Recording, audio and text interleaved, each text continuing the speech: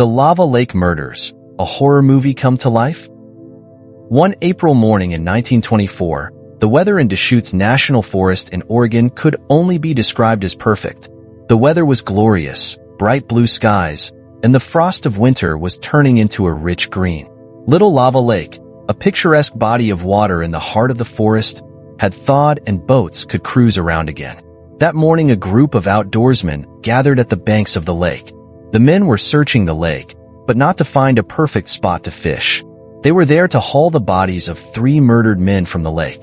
The Lava Lake murders shook Deschutes County and still haunt the community to this day. What were the Lava Lake murders? The Lava Lake murders was a triple murder of 3 men near Little Lava Lake earlier that year.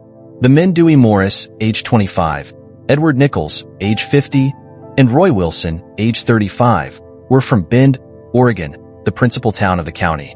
All 3 men had headed into the park the previous year and had planned to spend the fall and winter near Lava Lake working as fur trappers.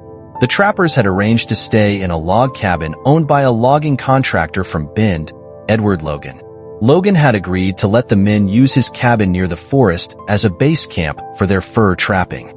In exchange for a place to stay that winter, the 3 men agreed to care for 5 valuable foxes Logan had been raising for fur on his property. The arrangement worked well for everyone involved, and the trappers moved into the cabin. A few days before Christmas of 1923, Edward Nichols returned to Bend to sell his furs. He sold an entire sled's worth of fur, and locals said that Edward looked happy and told them that the fur trapping was going incredibly well thus far. The men were seen alive again when on January 15, 1924, holiday camp owner Alan Wilcoxon was snowshoeing from his home in Fall River to the resort he owned at Elk Lake, 28.6 miles, 46 kilometers, away. Alan stopped and spent the night at the cabin before resuming the trek to his resort the following morning.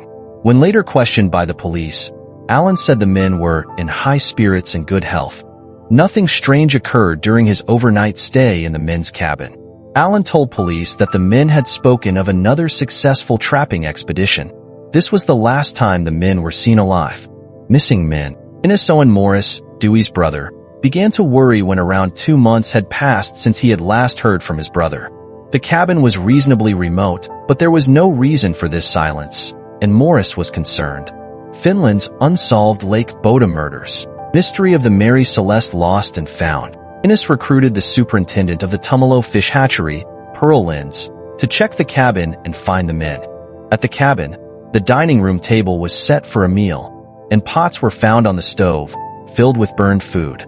Whatever had happened, it had been sudden and unexpected. Traps, food, winter clothing, and rifles were all found abandoned in the cabin, and there were no signs of a struggle. The sled the men used to transport goods and their equipment was, however, missing.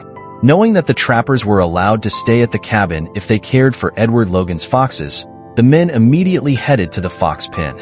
All 5 valuable foxes were missing, and a claw hammer stained with blood was all that was found in the pen.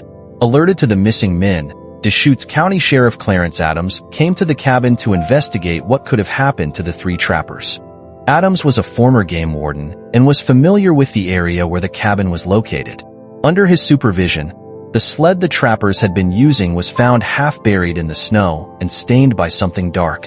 The officers noticed nearby that a hole had been cut into the frozen lake and then refrozen. A patch of snow with human blood, a front tooth, and clumps of hair were found. Nearby lay the expertly skinned bodies of 5 foxes. However, little could be done in the freezing temperatures, and a search of the lake needed to be delayed until the thaw. When the lake had thawed enough to be searched by boat, the 3 men's bodies were located in the water. The investigation begins. The official cause of death for all 3 of the men in the Lava Lake murder case was gunshot wounds and blunt force trauma caused by a hammer.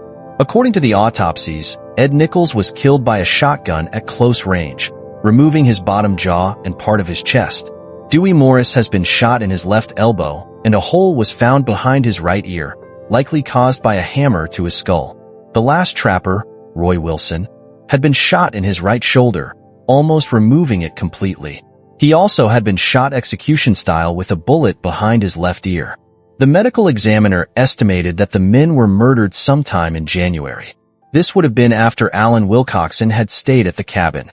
Possibly the resort owner had just avoided what had happened. Due to the remote location and the expertly skinned foxes, the police believed that the murderer was likely familiar with the area. After a tip-off by a man named Edward Logan, the police turned their attention to Lee Collins, a trapper who had threatened to kill Nichols the previous year. Dyatlov Pass incident, mysterious deaths in the Urals, missing 411, disappearances in the wilderness. It was uncovered that Lee Collins was not the man's real name, which was Charles Kimsey. Kimsey was a felon who had escaped the Idaho State Prison where he was sentenced to 15 years and was on the run. Kimsey was also a skilled outdoorsman and considered a person so despicable that no crime is beyond him, even a triple murder.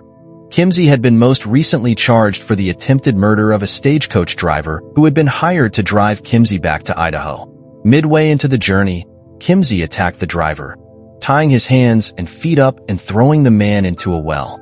The driver was able to work out his restraints, climbed up the wall, and went for help at a nearby home.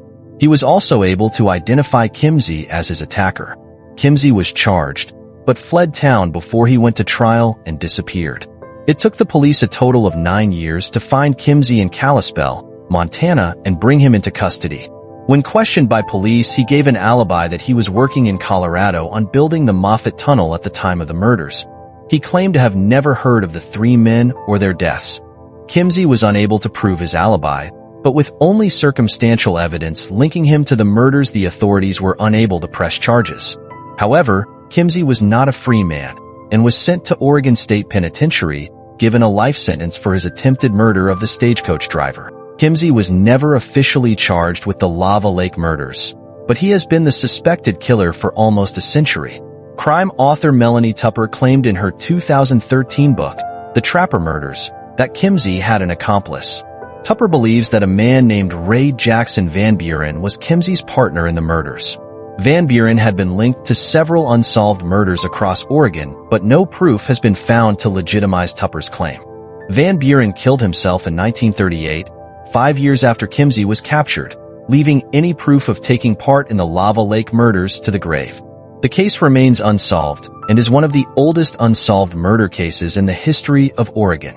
What happened and who killed the 3 trappers in the cabin in 1924 will remain an unsolved case. The real murderer could have been hiding in the woods unseen, or blended in among the residents of Bend, Oregon. By Lauren Dillon.